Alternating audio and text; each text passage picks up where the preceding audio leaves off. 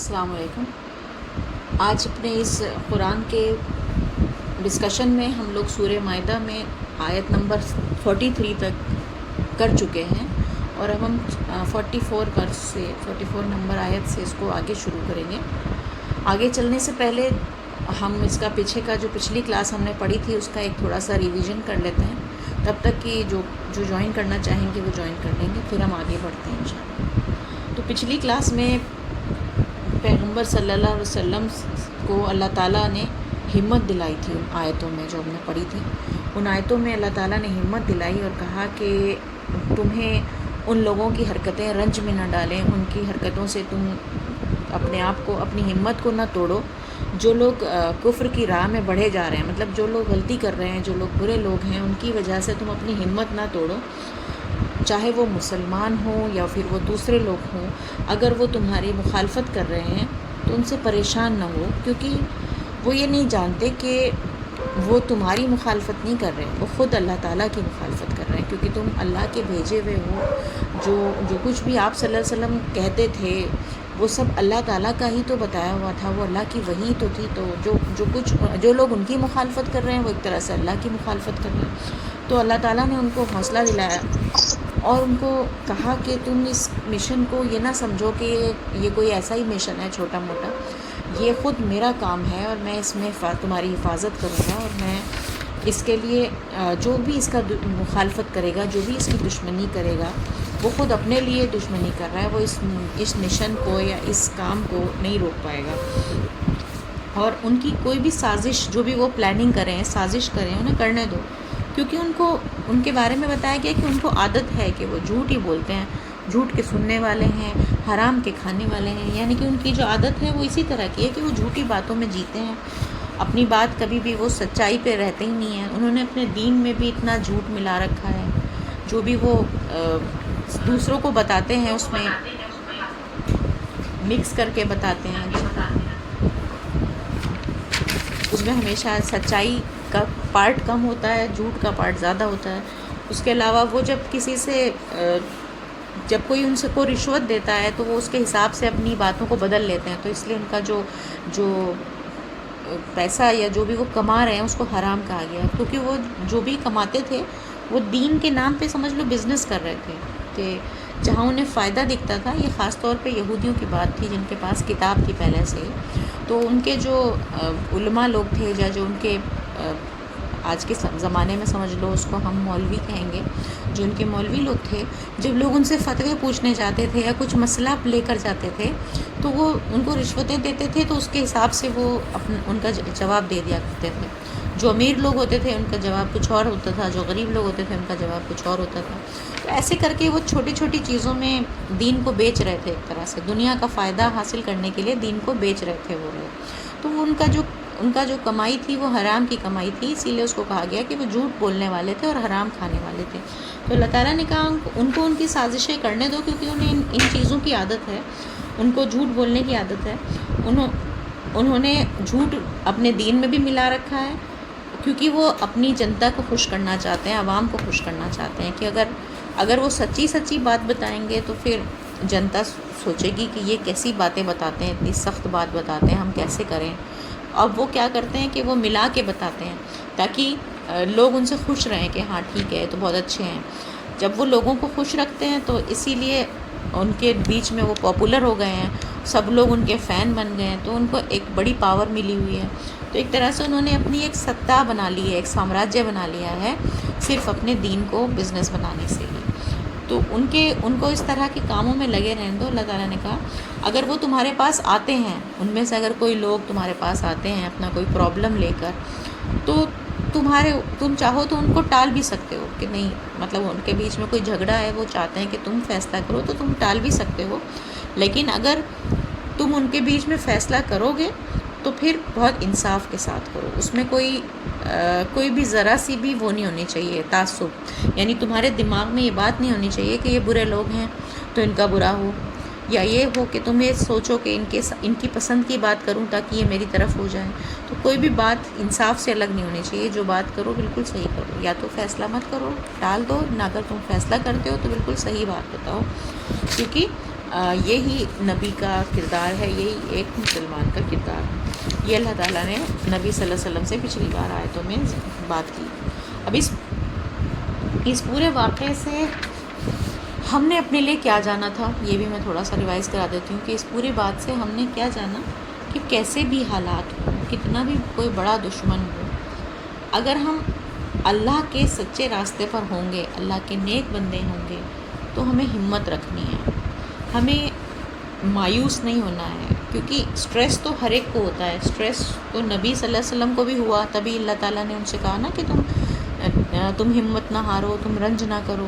تو سٹریس ہونا کوئی غلط نہیں، نبی کو بھی ہوا، مگر خدا والا انسان وہ ہے جو کہ ہوپ کو نہیں چھوڑتا، جو امید کو نہیں چھوڑتا، وہ پازیٹیوٹی کو نہیں چھوڑتا، وہ ہر حال میں پازیٹیو رہتا ہے، وہ مایوس نہیں ہوتا، یہ مطلب وہ یہ نہیں سوچتا کہ نہیں ایسا خراب ہو گیا، اب کیا ہوگا، اب تو کچھ نہیں ہو سکتا، کیونکہ اس پہ اللہ پہ اسے بہت ہی زیادہ بھروسہ ہوتا ہے، وہ اللہ والا انسان ہوتا ہے۔ تو ہم یہی سمجھ پائے اس آیتوں سے کہ ہم ایز اے مسلم بھی، اگر ہم سچے مسلمان ہیں، ایمان والے ہیں، تو ہمیں اللہ پر وہ بھروسہ رکھنا ہوگا کہ ہمیں کتنا بھی اسٹریس ہو، مگر ہمارے دل میں پوری ہوپ ہوگی کہ ہر سچویشن سے، ہر معاملے سے اللہ ہمیں نکال لے گا، اللہ ہمیں بچا لے گا، یہ بھروسہ ہونا ہے ہمیں ایز اے مسلم۔ اور دوسری بات یہ بھی سمجھ آئی تھی ہمیں اپنے لیے کہ کوئی کتنا ہی ہمارا بڑا دشمن ہو، اگر وہ ہم سے کوئی معاملہ کرنے آئے، کوئی بات کرنے آئے، تو ہم اس کے ساتھ انصاف سے ہی معاملہ کریں۔ ہم یہ نہ کریں کہ اس کے ساتھ اسے طعنہ دے دیں یا اس کے ساتھ کوئی برا کر دیں کہ چلو اب یہ میرے پھندے میں پھنسا، اب میں بتاتا ہوں اس کو یہ اتنا خراب آدمی ہے۔ تو ہمیں انصاف سے نہیں ہٹنا ہے۔ تو ایک مسلمان اپنے کردار میں کیسا ہوگا، ان آیتوں سے سمجھ آ رہا ہے کہ وہ بہت زیادہ پازیٹیو ہوگا، کبھی ہمت نہیں ہارے گا، کبھی مایوس نہیں ہوگا، ہوپ فل رہے گا، اور ساتھ میں وہ ہمیشہ انصاف پہ رہے گا، چاہے کوئی اس کے ساتھ کتنا ہی برا سلوک کر لے، وہ اس کے ساتھ بے انصافی نہیں کرے گا۔ تو یہ باتیں ہماری پچھلی ورس کی جو ہماری انڈرسٹینڈنگ بنی تھی اس سے ہمیں سمجھ آ رہی تھی۔ آج ہم آیت نمبر 44 سے اس کو شروع کر رہے ہیں۔ آج آیت نمبر 44 سے 48 ہمارا ڈسکشن ہے۔ اب میں اسکرین پہ آیت نمبر 44 کو لا رہی ہوں، آپ کو دکھ رہا ہوگا۔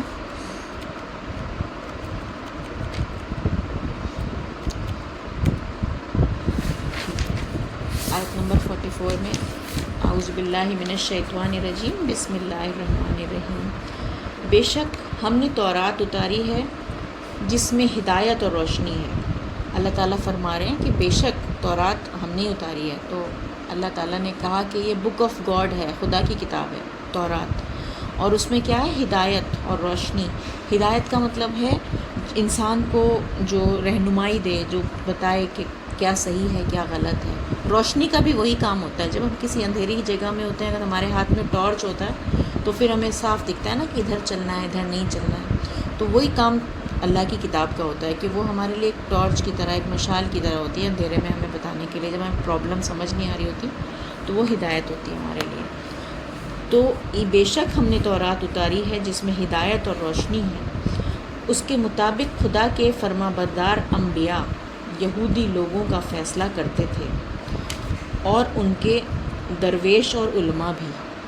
تو اللہ تعالیٰ فرما رہے ہیں کہ اسی کے مطابق یہودیوں کا فیصلہ ہوتا تھا، جب ان کے انبیاء مطلب نبی، جو ان کے نبی تھے یا ان کے جو بھی علماء تھے، وہ اسی سے ان کا فیصلہ کیا کرتے تھے، جو بھی اس میں احکام دیے ہوئے ہیں اس کے مطابق فیصلہ کرتے تھے، اس لیے کہ وہ خدا کی کتاب پر نگہبان ٹھہرائے گئے تھے۔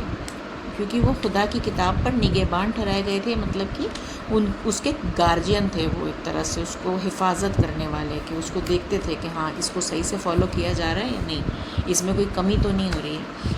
اس لیے کہ وہ خدا کی کتاب پر نگہبان ٹھہرائے گئے تھے اور وہ اس کے گواہ تھے۔ تو یہودیوں کو اللہ تعالیٰ نے اس کتاب کا نگہبان بنایا تھا کہ تم اس کی حفاظت کرو گے، اس کو فالو کرو گے، اس میں چینج نہیں لاؤ گے کوئی، تم اس بات کی گواہی دو۔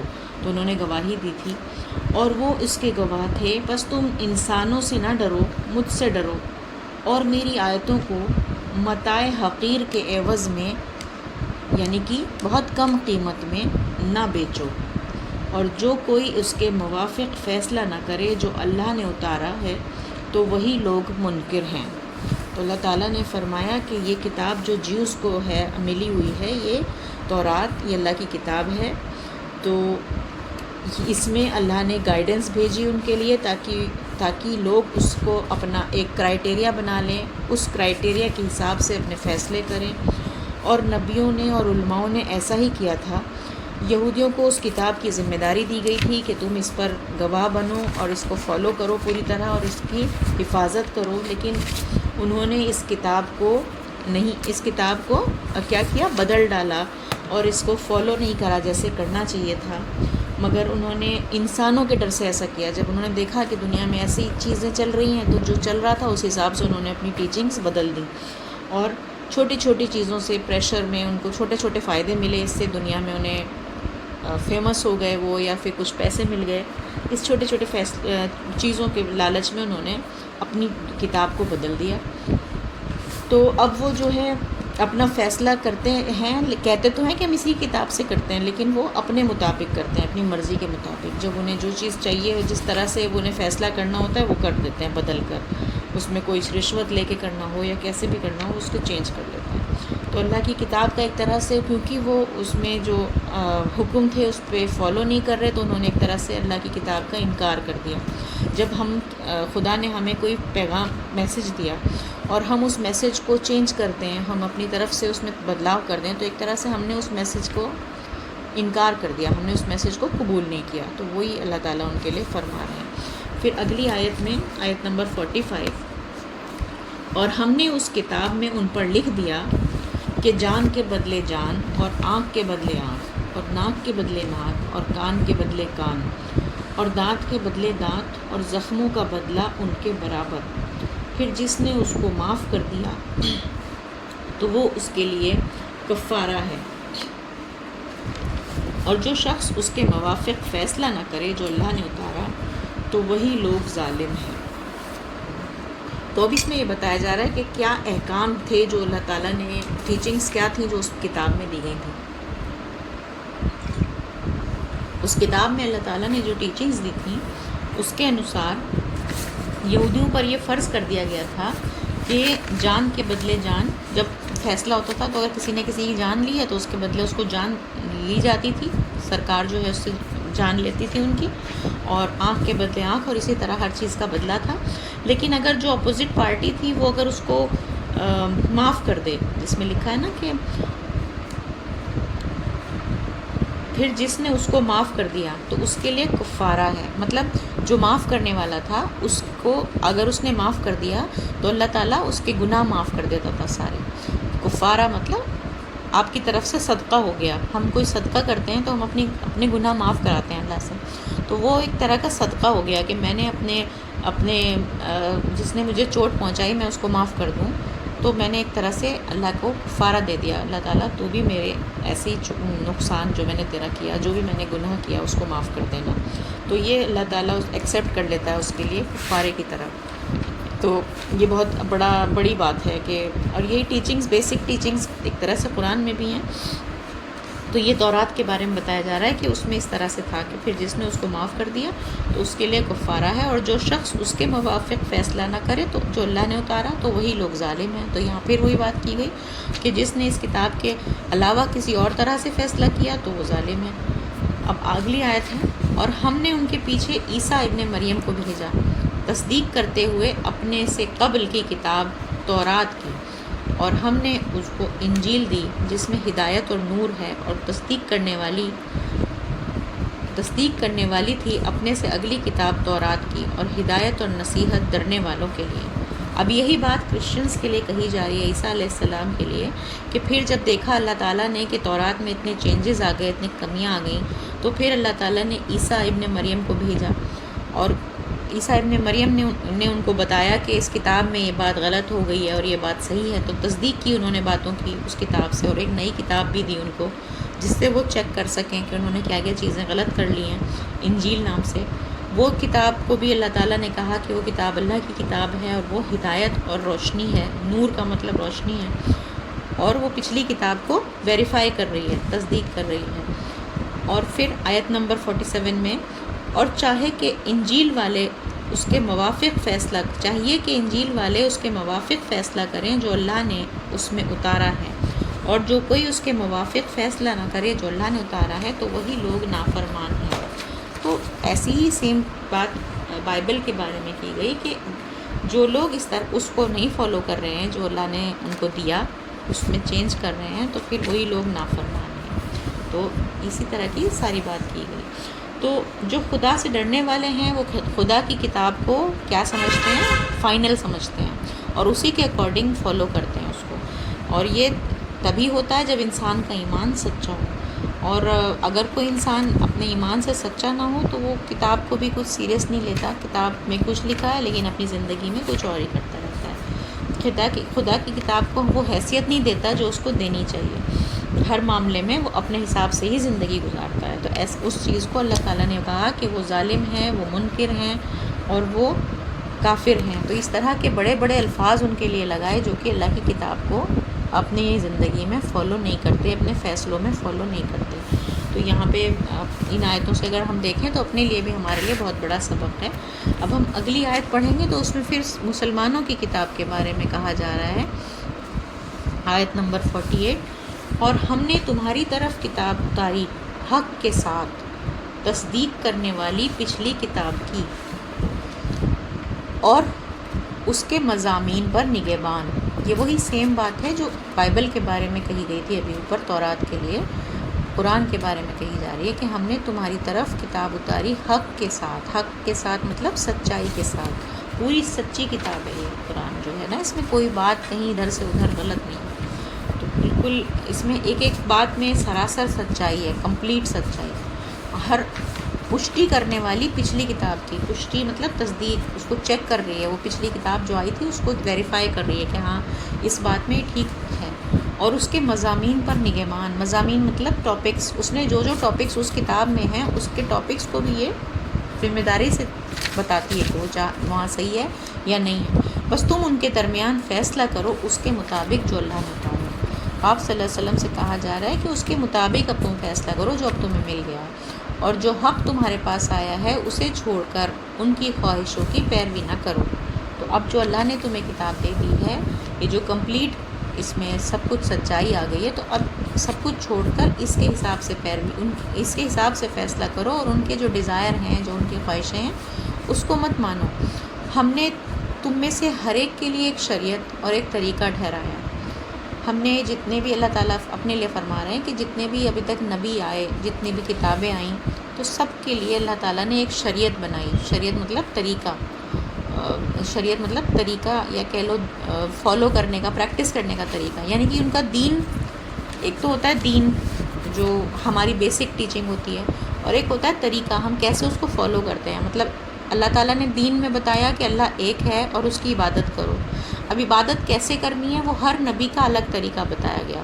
تو اللہ وہی بات بتائے، ہم نے تم میں سے ہر ایک کے لیے ایک شریعت اور ایک طریقہ ٹھہرایا، اور اگر خدا چاہتا تو تمہیں ایک ہی امت بنا دیتا۔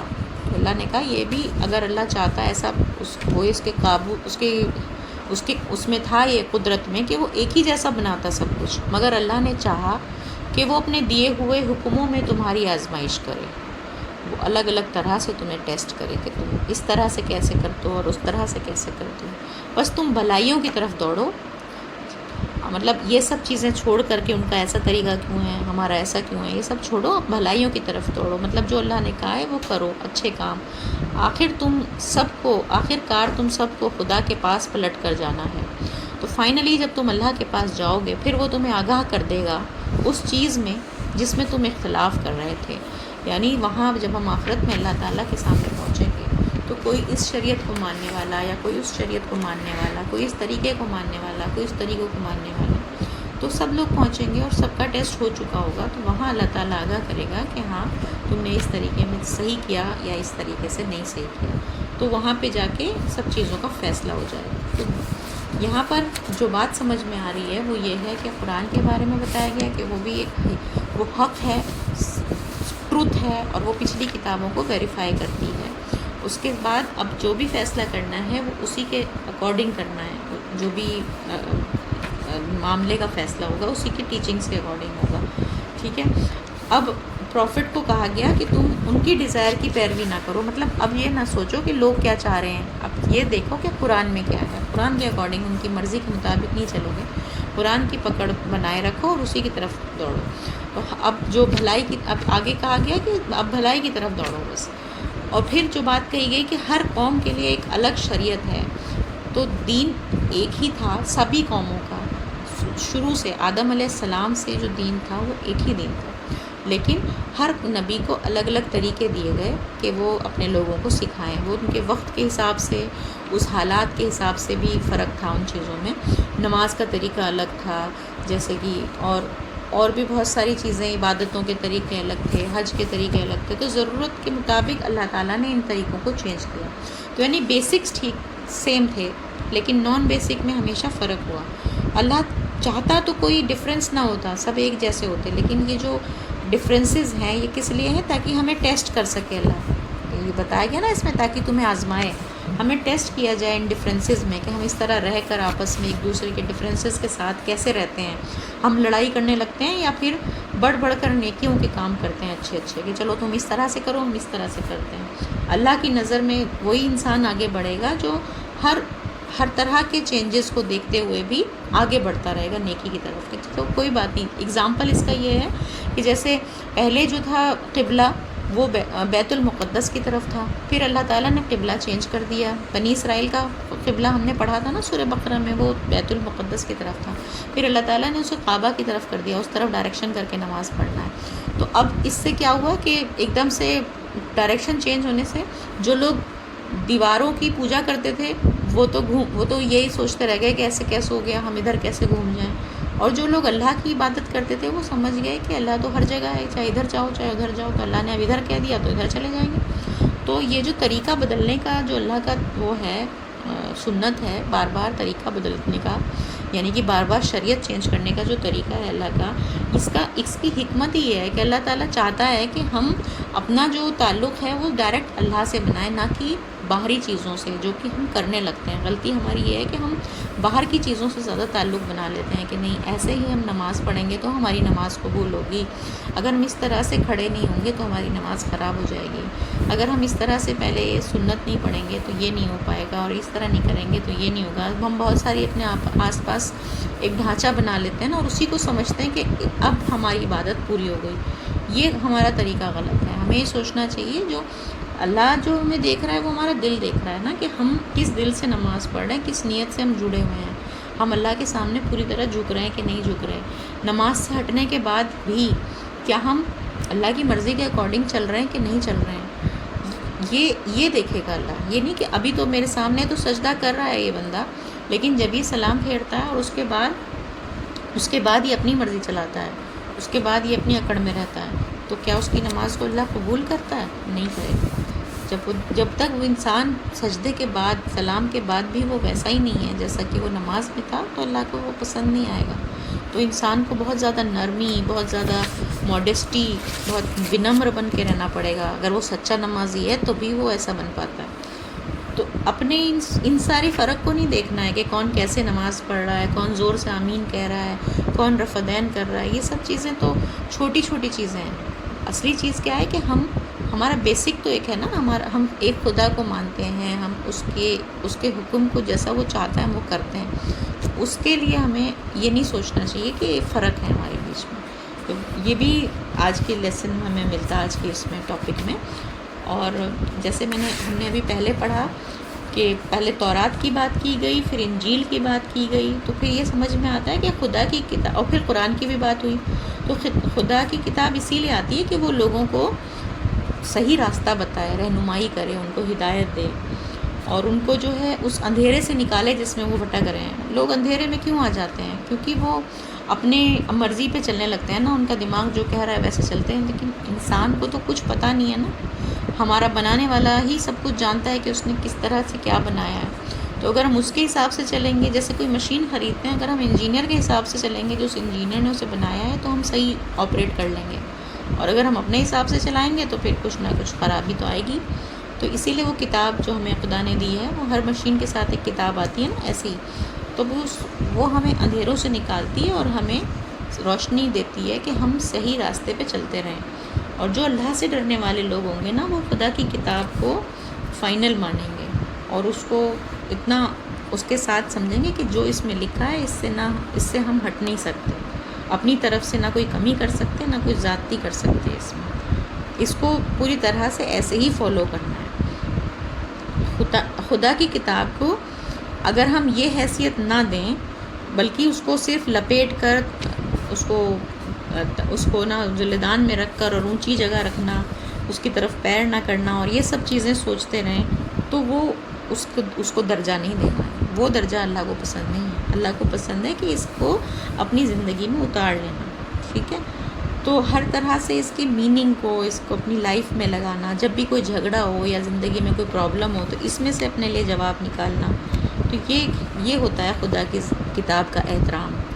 اور جب بھی کبھی کوئی ایسا لگے کہ اب میرے سمجھ میں نہیں آ رہا ہے میں کیا کر رہا ہوں، پھر قرآن سے اپنے لیے آنسر نکالنا، تو یہ اس کا احترام ہے. نہ کہ یہ کہ میں اس کو وہاں اوپر رکھ دوں اور پھر سال میں ایک بار اتار کے رمضان میں اسے پڑھ لوں. یہ اس کا کوئی احترام نہیں ہے. تو یہ چیز بھی مجھے اس میں آیت میں بہت زیادہ سمجھ میں آئی. ایک تو کہ ہم کتاب کو فالو کریں تبھی ہم سچے مسلمان ہیں. اور اس میں ایک پوائنٹ اور تھا جو ہم نے بھی پڑھا تھا کہ میری آیتوں کو تھوڑے مولیہ کے لیے مت بیچو. مطلب کہ چھوٹے چھوٹے فائدوں کے لیے، دنیا کے چھوٹے چھوٹے فائدوں کے لیے جب ہم اپنی ان قرآن کی آیتوں کا مطلب بدل دیتے ہیں یا اس کو کچھ سے کچھ بنا دیتے ہیں، کسی انسان سے امپریس ہو کے اس بات کو کچھ اور کہنے لگتے ہیں، تو وہ ہوتا ہے کہ چھوٹی چھوٹی فائدوں کے لیے اسے بیچنا. تو یہ بہت ہی زیادہ اللہ تعالیٰ کو ناپسندیدہ کام ہے کہ ہم دنیا کی چیزیں کمائیں. آخرت کی کتاب ہے یہ اور ہم اس سے دنیا کمانے لگیں، ہم اس کو پیسہ کمانے کا یا فیم کمانے کا ذریعہ بنا لیں. تو اس سے بھی ہمیں بہت زیادہ بچنا ہے. اللہ ہم سب کو اس بات سے بچائے.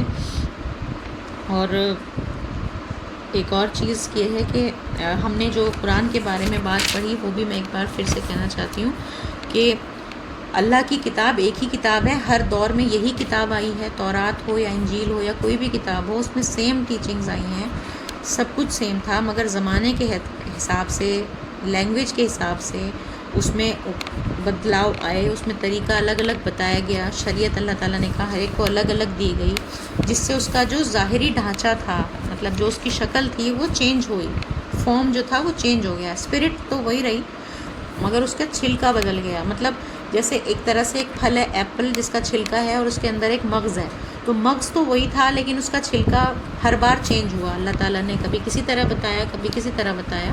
اور یہ اسی لیے اس کو کچھ لوگ ایسا سوچتے ہیں کہ اسلام جب آیا تو وہ پوری طرح سے کمپلیٹ تھا اور جو پہلے مذہب تھے وہ کمپلیٹ نہیں تھے. اس کا یہ مطلب نہیں ہے. مذہب تو پہلے بھی پورے اللہ تعالیٰ نے پورے ہی بتائے، کمپلیٹ تو تب بھی تھے، لیکن اس کا جو طریقہ تھا وہ بار بار چینج کیا. وہ اس لیے چینج کیا کہ وہ اللہ تعالیٰ آزمانا چاہتا تھا کہ اب اس طریقے کے ساتھ یہ لوگ کس طرح سے نیکی کی طرف چلیں گے اور دوسرے طریقے سے کس طرح سے.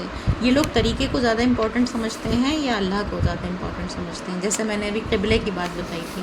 تو یہ اگر ہم انسان اس طریقوں میں ہی زیادہ پھنس جائیں گے کہ نہیں ہم تو ایسے نماز پڑھ ہی نہیں سکتے، ہماری تو نماز ایسے ہی ہوگی، تو ہم اپنے آپ کو یعنی کہ اپنے طریقے پہ زیادہ فوکس کرے ہوئے ہیں اور اس سے ہمیں ہٹنا. اب جو ہے اللہ جب بھی کوئی نبی آتا تھا تو طریقہ بدل جاتا تھا. اب کوئی نبی نہیں آئے گا، ہمیں پتہ ہے. تو اب یہی طریقہ رہے گا جو تھا، ہمیشہ وہی رہے گا. لیکن اب ہمیں کرنا کیا ہے کہ ہمیں بار بار اپنے دماغ سے اس کا جو ہم نے طریقے کو اپنا حاوی بنا لیا ہے نا کہ یہی چیز مقصود ہے، یہی چیز امپورٹنٹ ہے، اس کو نکالنا ہے. یہ جو کنڈیشننگ ہمارے ذہن میں ہو گئی، اسے ڈی کنڈیشن کرنا ہے کہ نہیں طریقہ تو ہمارا صرف ایک طرح، ہمیں یہی اچھے سے کرنا ہے جو ہم کرتے ہیں، لیکن وہ صرف ایک ذریعہ ہے اللہ تک پہنچنے کا. اور اصلی چیز ہے خدا کے وفادار بننا، خدا کے فرما بردار بننا، اس کے آگے جھکنے والے بننا. اور یہی ہماری اصلی دین پہ ہونے کی پہچان ہے. تو ظاہر کے نام پر ہم جو کچھ بھی کرتے ہیں وہ دینداری نہیں ہے. دینداری وہ ہے جو ہمارے دل میں ہے. یہ بات آج کی اس سیشن میں مجھے ان آیتوں میں سمجھ آ رہی ہے. اور جیسے کہ عید الاضحیٰ ہے تو اس موقع پر بھی مجھے اس بات کا بہت زیادہ احساس ہو رہا ہے کہ یہ آیتیں ہمیں یاد دلا رہی ہیں کہ ہمارے اندر جو اس طرح کی یہ سوچ بن گئی ہے کہ ہم ظاہر کو بہت زیادہ سمجھنے لگے ہیں، اور ہمارے اندر کی جو اسپرٹ ہے، جو روح ہے دین کی، وہ ختم ہو گئی ہے، اس پہ ہمیں بہت توجہ دینی ہے۔ اس ظاہر پرستی کی قربانی ہمیں اس سال دینی ہے عید کے موقع پہ، کہ ہم اپنے اوپر سے جو ہم نے ایک شکل بنا لی ہے کہ ایک مسلمان کی شکل ایسی ہونی چاہیے اور کی عبادت کی شکل ایسی ہونی چاہیے، اس کو ہمیں نکالنا ہے۔ ہمیں دماغ کو کھول کے اس شکل سے باہر آ کے اپنے آپ کو دل سے، پورے روح سے دین کو اپنانا ہے۔ تو مجھے لگتا ہے کہ اس موقع پہ ہمیں دعا کر لینی چاہیے کہ اللہ تعالیٰ ہم جو بھی آج ہم نے پڑھا اس کی روح کو ہم سمجھ پائیں اور اس کو اپنے دل میں اپلائی کر پائیں، اپنے ذہن میں اس کو اپلائی کر پائیں، اپنی زندگیوں میں عمل میں لا پائیں۔ خدایا ہم سے جو بھی غلطی ہوئی ہو اسے درگزر کر دینا۔ یا اللہ ہمیں اس طرح کی اپنی سوچ کی قربانی کرنے کا ہم چاہتے ہیں اس بقرعید پہ، تو اللہ تعالیٰ اس سوچ کی قربانی کو قبول کر لینا، ہمارے اندر سے ہمارے نفس کے قربانی کو قبول کر لینا، ہم اپنے اندر کے جانور کو اس سال قربان کر سکیں۔ یا اللہ تو ہماری اس قربانی کو قبول کرنا، ہماری قربانی، ہماری زندگی، ہماری موت سب تیرے لیے ہے اللہ۔ یا اللہ ہم حاضر ہیں تیرے لیے، اللہ تعالیٰ تو ہمیں قبول کر، ہماری زندگی کو اپنے مطابق ڈھال لے اور ہمیں اس شیطان کے وسوسوں سے بچا لے۔ ربنا آتنا فی الدنیا حسنہ وفی الآخرۃ حسنہ وقنا عذاب النار۔ آج میں نے بیچ میں ٹائم نہیں دیا کیونکہ وقت ختم ہو رہا تھا، تو میں نے اس کو دعا کر دی۔ اگر کسی کے پاس کوئی پوائنٹ ہے وہ اب اپنا پوائنٹ ریز کر سکتے ہیں، تھوڑا وقت ہے، ورنہ ہم سیشن کو اینڈ کر سکتے ہیں۔